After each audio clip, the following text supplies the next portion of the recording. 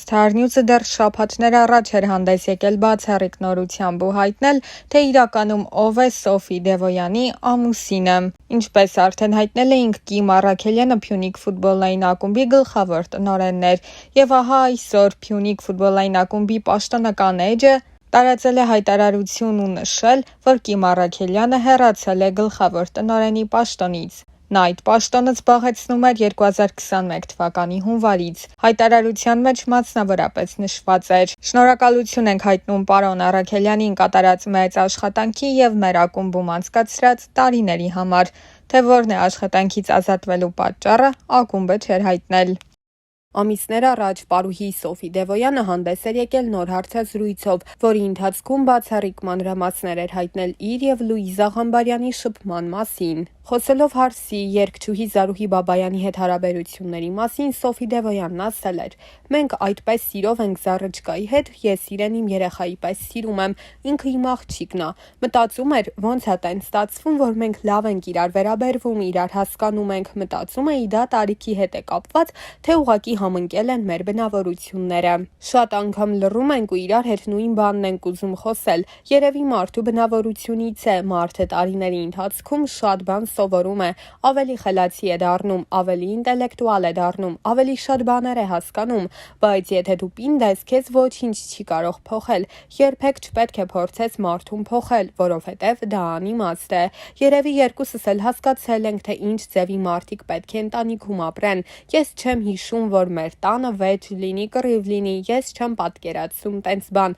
Մենք կարող ենք խոսել, վիճել, արվեստի մասին տարբեր հարցեր քննարկել»։ Լուիզա Ղամբարյանի հետ հարաբերությունների մասին պատմելով էլ պարուհին նշել էր. «Ես եմ Լուիզային առաջարկել, ասել եմ ամուսնացեք, երեխա կունենաք, սիրում եք իրար, մենք լավ ընկերություն ենք անում ընտանիքներով։ Ցավոք Գյորգի Կիմիչը տենց շուտ գնաց կյանքից, բայց Լուիզան, Գաբին մինչև հիմա իրար տուն ենք գնում, շատ ջերմ հարաբերություններ են, եթե որևէ հարց լինի, տղա ասում ենք, ամբողջ ընտանիքով իր կողքին ենք»։ Հավելենք, որ դեռ տարիներ առաջ տված հարցազրույցներից մեկում Լուիզա Ղամբարյանը եւս խոսել էր մի շարք թեմաների մասին։ «Ինձ համար անցյալից կարճողը խնդիրներ ունեցող մարդն է։ Մանկության տարիների մասին ինձ հիշեցնում են լրագրողներն ու աղջիկս։ Ես ապրում եմ ներկայով եւ մտածում ապագայի մասին։ Այնուամենայնիվ, մանկությունից լավ հիշողություններ ունեմ։ Շատ ուրախ, զվարթ օրեր էին, որոնք կապված էին արվեստի, պոեզիայի, երաժշտության հետ։ Իմ հայրը դերասան չդարձավ, բայց իր հոգու խորքում միշտ եղել է արտիստ։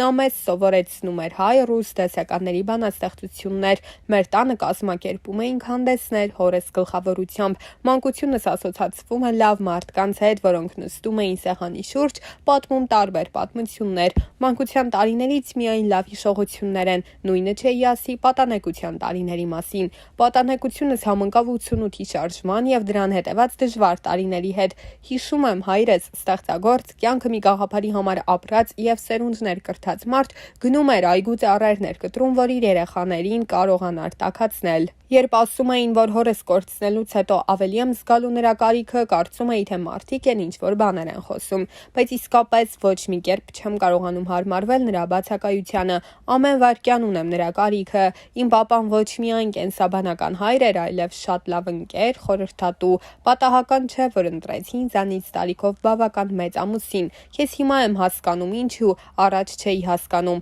Հայրս ինձ համար իսկապես իդեալ է եղել։ Ինչ վերաբերում է խորհրդին, միշտ ասում էր, որ ես միայն մեկ թերություն ունեմ՝ անզուսպ եմ, անզուսպ իմ ցանկություններում, իմ բառերի, էմոցիաների մեջ։ Ասում էր՝ աշխատիր քո զսպվածության վրա, եղիր ավելի կառավարելի, ավելի զուսպ եւ համբերատար։ Սա մեղի պես տպավորվել է մեջս։ Չեմ սիրում մենակություն։ Տարիներ առաջ ձգտում էի մենակության, հիմա ոչ, բայց չեմ էլ սիրում շատ ակտիվ մարդաշատ միջավայր։ Չունեմ շատ ընկերներ, որովհետև առաջ շատ ունեի։ Կյանքը մաղեց նրանց։ Նրանք գուցե շատ լավ մարդ են։ Գուցե ես եմ սխալվել, որ ընկերությունը չշարունակվեց։ Կյանքի դասեր հանգեցրին նրան, որ ես հիմա ունեմ քիչ, բայց իսկական ընկերներ։ Ժամանակի ազդեցությունը շատ մեծ է, թե կնոջ, թե տղամարդու ինքնադրսևորման վրա, բայց մեծ հաշվով կարծում եմ, որ մարդը ինքն է որոշում իր ճակատագիրը, նաև թե ինչպես պետք է հասնի ձգտումներին։ Մի լավ խոսք կա՝ ուզում ես լինել երջանիկ, եղիր, թե ինչպես ես հասնում դրան քո գործն է եւ քո որոշումը։